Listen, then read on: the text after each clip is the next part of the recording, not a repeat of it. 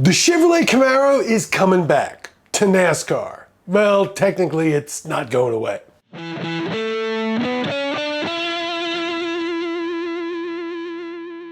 Hi, I'm Gary Gastelou, and this is a car report. The Chevrolet Camaro went out of production last December and isn't being replaced anytime soon, which has left Chevy in a bit of a pickle when it comes to NASCAR.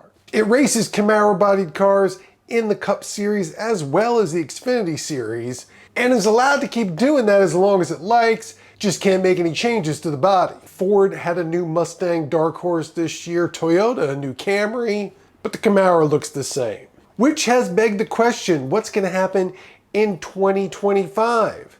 Well, the Camaro's going to be coming back, but not the name. Pictures of 2025 paint schemes released by Hendrick Motorsports and Trackhouse Racing reveal that the name Camaro is no longer going to be featured on the rear bumper of the car. Instead, it's just going to say Chevrolet. There are still ZL1 badges on the bumper and the grille, but the Camaro name has clearly been downplayed. That's likely because there are just over 100 new Camaros sitting on Chevy lots, so winning on Sunday can't be selling you too many cars on Monday, and that rear bumper is pretty valuable real estate for advertising.